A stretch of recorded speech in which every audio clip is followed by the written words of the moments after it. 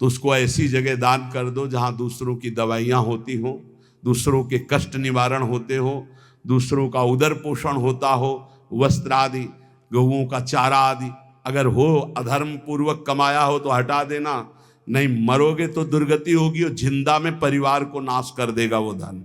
लिख लो हमारे शब्द, जिंदा में जिनके लिए तुम एकत्रित किया उनका नाश करेगा, बुद्धि का नाश, स्वास्थ्य का नाश, तांडव मचाएगा घर में अधर्म का धन, और मरोगे तब कह रहे हैं कि तुम्हारी दुर्गति कर देगा। वही अधर्म का कमाया धन यहां बैंक में रह जाएगा, उसका कमाने का जो कर्म था वो तुम्हारी दुर्गति कर देगा।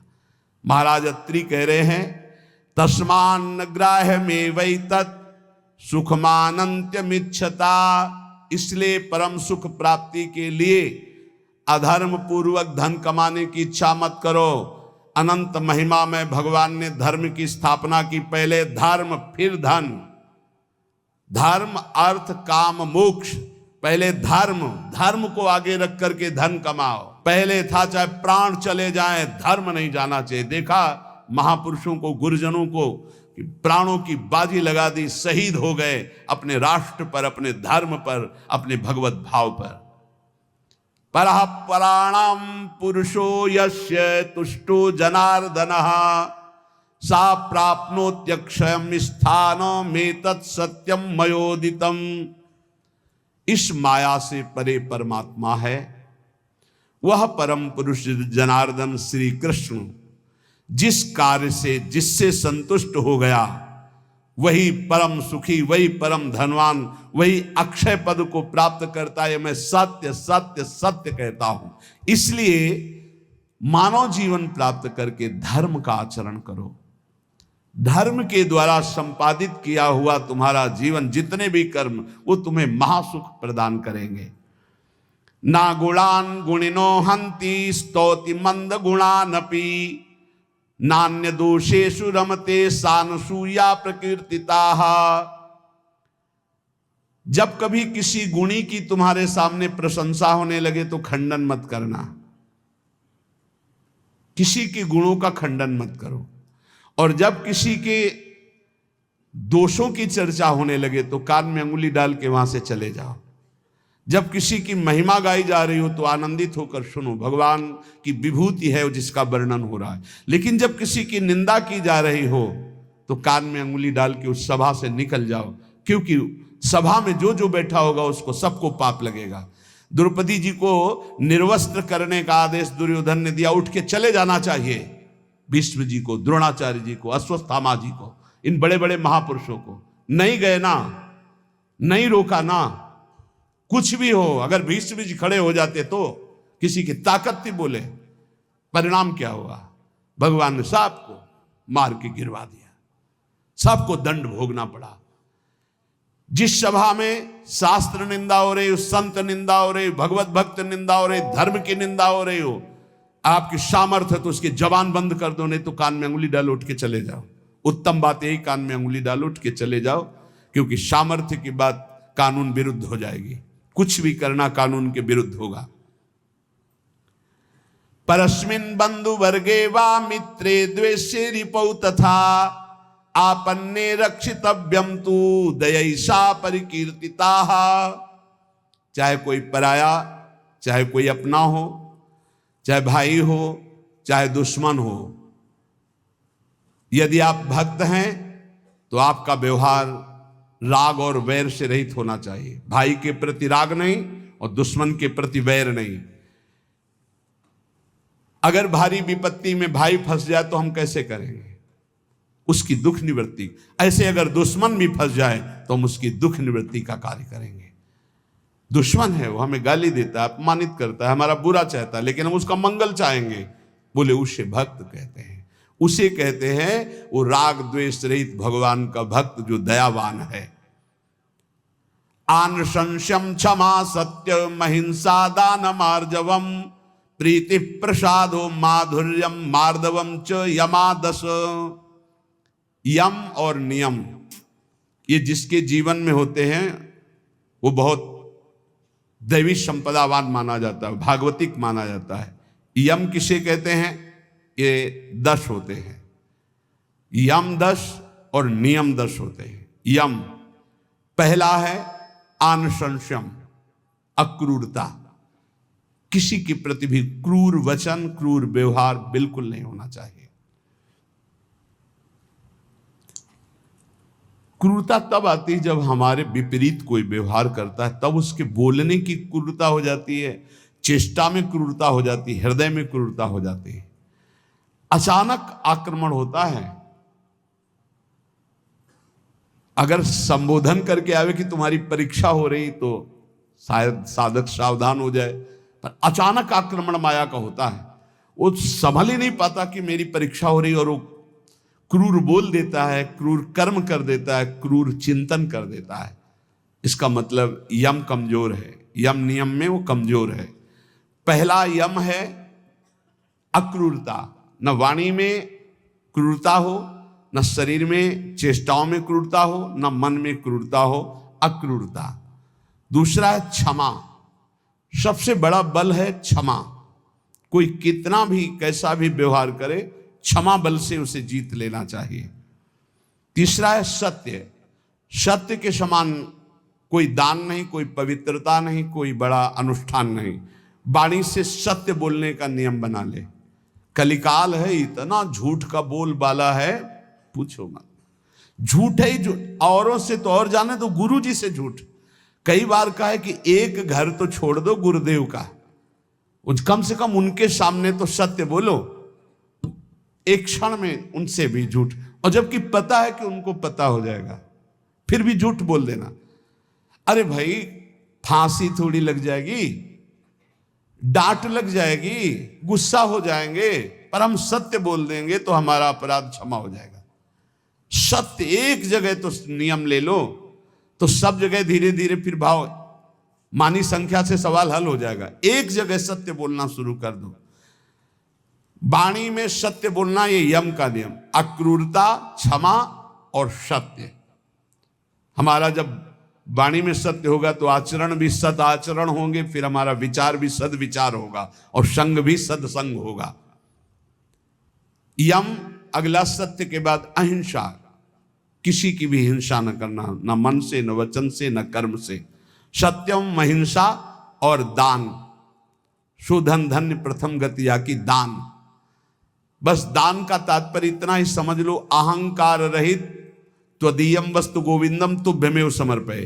हे प्रभु, आपके द्वारा दी हुई वस्तु तो ये परिवार से थोड़ा, हमारे परिवार भर के लिए इतना प्रयोग हो गया, 10 रुपया बढ़े, बस ऐसा। ये हमने कहीं नहीं सुना। गरीब आदमी अगर एक बछिया दान करता है तो एक राजा 1 करोड़ गाय दान करे स्वर्णिम आभूषणों से अलंकृत करके, तो उस गरीब आदमी की बछिया के बराबर नहीं होगा। ध्यान रखना, जो गरीब होकर के दान करता है उसका विशेष महत्व होता है। उसकी 4 रोटी उसके पूरे जीवन के कमाई मेहनत से, और तुम 4 करोड़ ऐसे, तो उसकी रोटी के बराबर नहीं हो सकता है। इसलिए दान का विशेष महत्व धर्म द्वारा कमाया हो। जैसे एक बार हमने सत्संग में बताया था दान के विषय में, सेतुआ यज्ञ का, मुदगल ऋषि, वो कभी किसी से दान नहीं लेते थे, तो शीलोंच वृत्ति के द्वारा वो अपना उदर पोषण करते। सील कहते हैं जो किसान अपना खेतों से अन्न का अधिकार ले चुका है, अब वो ऐसे खेत, उनमें जो दाने बाली पड़ा है उसे बिन लेना। उंच कहते हैं जो बाजार में जहां अन्न की बाजार लगी वो उठ चुकी है, इसके बाद जो दाने गिरे उनको उठा लेना। तो वो ऐसे 2-4 किलो सब मिला करके होता होगा। उससे 12 महीना सतुआ बना लेते थे, और उसको थोड़ा थोड़ा 12 महीना, और उसी से तप करते थे। एक दिन वो सतुआ पिसा के रखे ही कि इतने में परीक्षार के लिए भगवान अतिथि रूप में आ, बहुत भूखा हूं, हे ऋषि, क्या हमारे उदर पोषण की व्यवस्था हो सकती है? तो उनका हाँ, भी तो साल भर के लिए सतुआ एकत्रित ही किया है। वो परोसते गए, वो पाते गए, और पूरा साल भर के लिए जो एकत्रित किया था वो सब सतुआ पा गए। चाट चाट के पा लिया कुछ, तो उनका भगवान पूरे साल की व्यवस्था इतनी, जब इसके आगे तो है ही नहीं। तो उनका चलो हम छक भी गए हैं बहुत, और डकार ली और चले। तो एक नेवला वहां से निकला, तो जो 2-4 दाने सतुआ के गिरे थे वो उसके शरीर में छू गए तो स्वर्णिम हो गया, आधा स्वर्ण का। बड़ा उसको चमत्कार मिला। तो जब सुना महाराज युधिष्ठिर की राजसूय यज्ञ हो रही, इतनी बड़ी ब्रह्मा शंकर आदि बड़े बड़े महापुरुष, स्वयं भगवान सच्चिदानंद श्री कृष्ण द्वैपायन व्यासदेव जी सब विराज, तो नेवला पूरी पंगतों में लौटता हुआ घूमता, कहीं स्वर्ण का नहीं हुआ। तो भगवान श्री कृष्ण के पास से निकलकर महाराज युधिष्ठिर वहीं बैठे थे, कहा महाराज तुम्हारी यज्ञ मुद्गल ऋषि की सतुआ यज्ञ के बराबर भी नहीं है। तो भगवान श्री कृष्ण ने कहा ऐसा क्यों कह रहे हो? आज तक किसी चक्रवर्ती सम्राट ने ऐसी यज्ञ नहीं की जिसमें स्वयं मैं विराजमान हूं और सब मेरी विभूतियां विराजमान है और सब शास्त्रीय पद्धति से हो रही, तुम ऐसी निंदा क्यों कर रहे हो महाराज राजसूय यज्ञ की, युधिष्ठिर की। तब उन्होंने पूरी कथा सुनाई कि सतुआ यज्ञ वाली। बोले महाराज मैं पूरा लौट के देख लिया, एक रुआ भी सोने का ले हुआ, तो हुआ ना आपकी यज्ञ उनसे छोटी। तो भगवान ने कहा हां, मुद्गल ऋषि की सतुआ यज्ञ के बराबर तो राजसूय यज्ञ नहीं। क्यों? वो अकिंचन, प्रतिग्रह रहित। तो यहां कह रहे दान शब्द मुद्गल ऋषि का जोर का हुआ, जो धर्म के द्वारा मेहनत करके कमाता है। जब कोई राधा बाबा से कभी कोई दक्षिणा देने की बात आई, एक बार राधा बाबा ने भागवत सुना तो कहा भाई भागवताचार्य को दक्षिणा देनी चाहिए, कोई दक्षिणा देगा? पर धर्म की कमाई का, अगर पाप की कमाई का दिया तो समझ ले तो किसी की जेब में नहीं। एक जो घास खोदना सेवा करना, तो उसने कहा बाबा 50 पैसा या 100 रुपया हम दे सकते हैं। बोले हाँ बस इतना ही काफी है। बाबा ने लिया और कहा भागवताचार्य जी से ये दक्षिणा। वो तो केवल बाबा को प्रसन्न करने के लिए सुनाने आए थे, उनका अर्थ से कोई मतलब नहीं। हिम्मत नहीं पड़ी किसी की 10-5 रुपया देने की, केवल वो एक घास खोदने वाला, बाबा मेरी कमाई धर्म की है।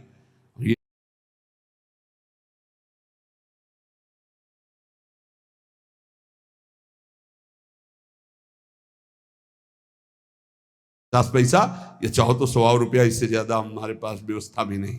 ये दान वही जो मेहनत के द्वारा किया हुआ। फिर दूसरे को यम, आगे नम्रता।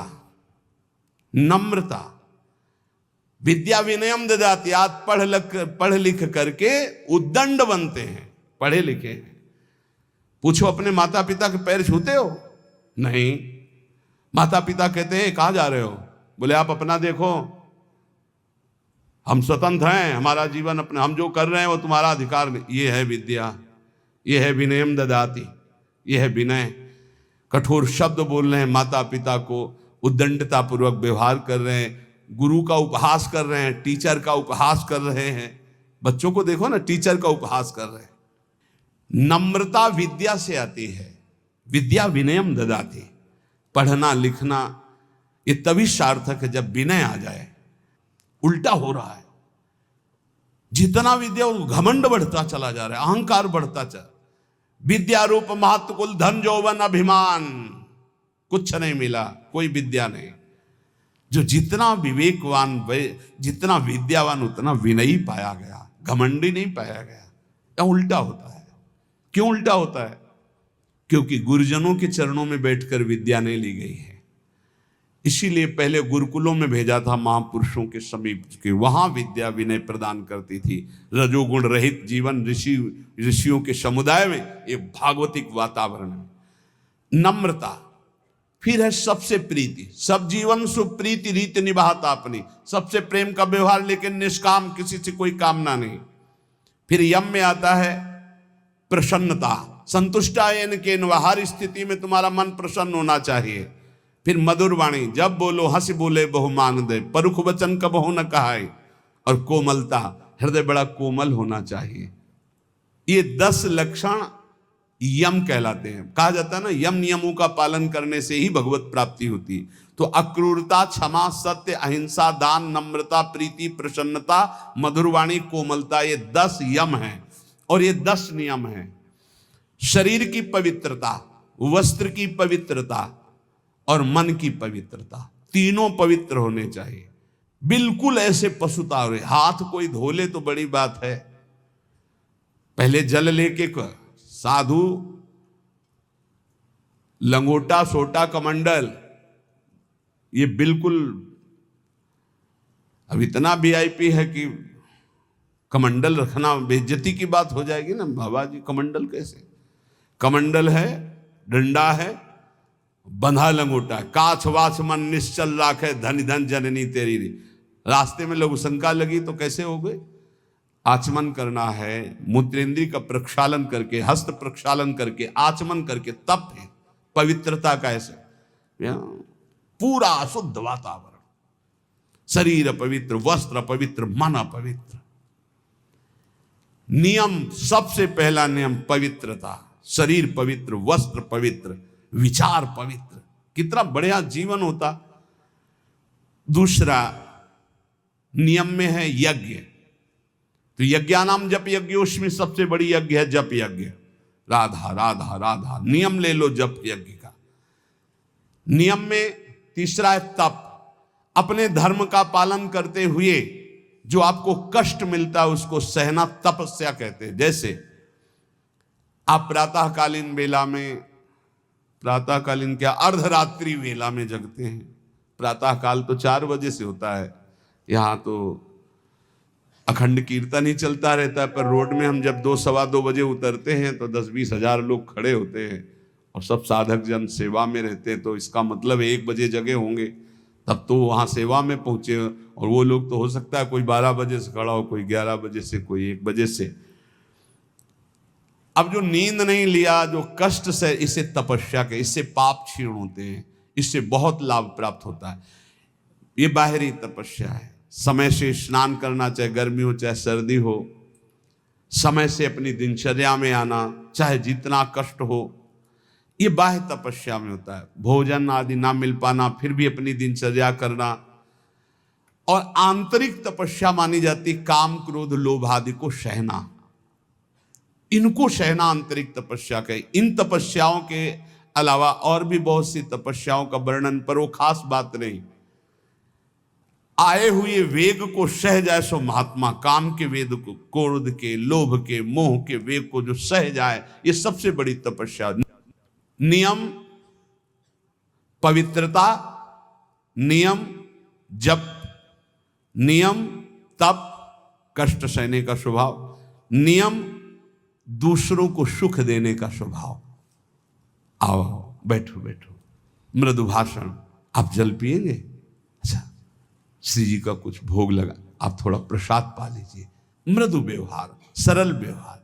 स्वाध्याय नियम, आपका नियम होना चाहिए स्वाध्याय का। ये नियम के अंतर्गत आते, स्वाध्याय नियम पूर्वक।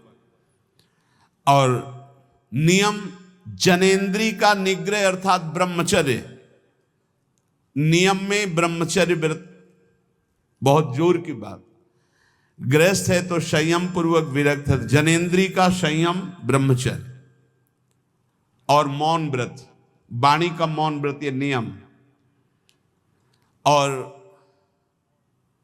अल्पाहार का नियम या उपवास का नियम, बहुत बड़ा भजन में इसका प्रभाव पड़ता है। आपका अधिक भोजन पाने से जो भजन में शक्ति लगनी चाहिए वो भोजन पचाने में लगती, इसलिए भजन में रुचि नहीं होगी, ध्यान रखना। या तो अल्पाहार और या फिर कभी कभी उपवास, पर सेवा नहीं छोड़ना। श्री सुदामा दास जी महाराज सुदामा कुटी के स्वयं आटा मांग कर लाते, स्वयं उपला बिनते, फिर रोटियां बनाते, फिर संतों को पवाते। उनकी मेहनत ऐसा रंग लाई कि तब से लेके आज तक शास्त्रों संतों की सेवा ऐसे होती रहती है। अपरिचित कोई भी संत जाए, पाए और बना रहे, बारंडा बड़े बड़े बने, आसन लगाए, 10-5 दिन खाए पिए पड़ा रहे, आज भी वो सेवा चल रही। संत सेवा अगर मिल जाए, परोसना है, पत्तल उठाना है, पोछा लगा, ये अहोभाग्य समझा जाए। इसको ऐसा ना समझा जाए कि एकांत में बैठकर भजन करना ज्यादा अच्छा है, लेकिन इनके बीच नहीं।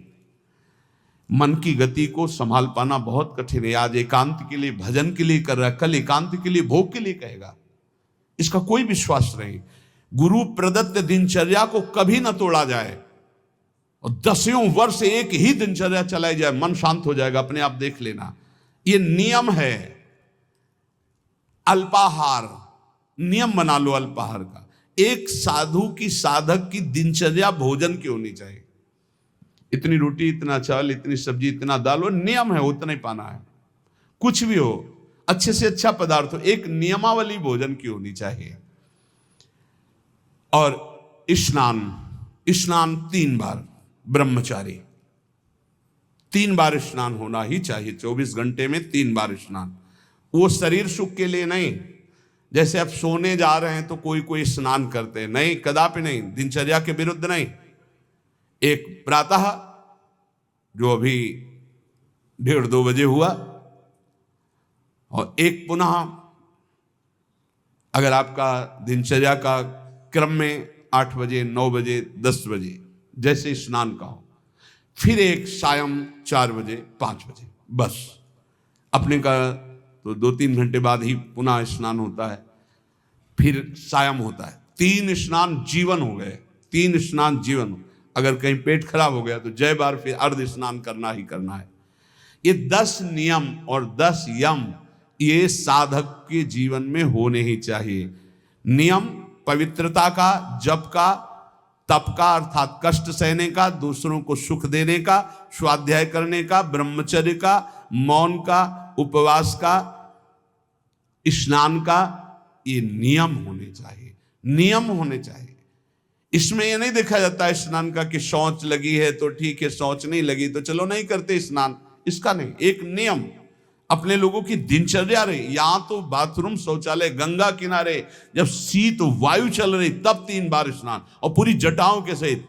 ये जो घंटों जटाओं से गंगा जल गिरता रहता था, ऐसे टपकता रहता, पूरा शरीर कांपता रहता। वहां ये थोड़ी देखना है कि शरीर को क्या हो रहा है, वहां भगवत प्राप्ति करनी है।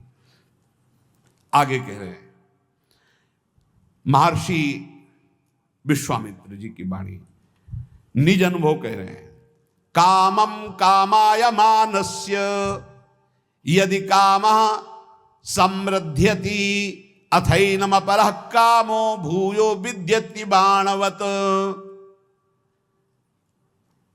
हे भाई, सबसे ज्यादा पतन का कार्य होता है काम भोग।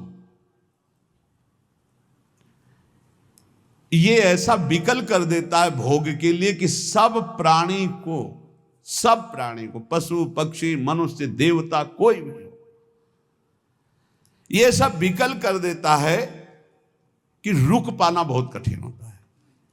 फिर जहां उसको भोगा गया तो उसकी नवीन कामना, फिर नवीन कामना, फिर नवीन कामना। यदि कामा समध्यति तो अथैनम अपरः कामो भूयो विद्यति बाणवत। बाण के समान हृदय को बेधता रहता है काम, बार बार बार बार। इसलिए जिसको काम वेदना पर शांति प्राप्त करनी तो उसे भोगना बंद करना पड़ेगा। जैसे कुम्हार अपनी मटकी को खूब ठोक बजा के देख लेता है कहीं से फूटी तो नहीं, तब बाजार में रखता है, ऐसे ही भगवान और गुरुजन ठोक बजा के देख लेते हैं बिल्कुल पक्का, तो जा, अब जा, तुझे माया त्रिभुवन में त्रिकाल में भी कभी परास्त नहीं कर सकती। देखो एक चीज ध्यान रखना, गुरुजनों की आंतरिक वृत्ति को पहचानना चाहिए, इनकी इच्छा क्या है। गुरुजनों की इच्छा को समझो। जैसे भगवान नाना प्रकार की भोग सामग्री सामने भेजेंगे तो आप सोचो कि भगवान के द्वारा ही तो भेजी हुई, नहीं। आपको देखना है भगवान की इच्छा क्या है, तो गीता पढ़िए। गीता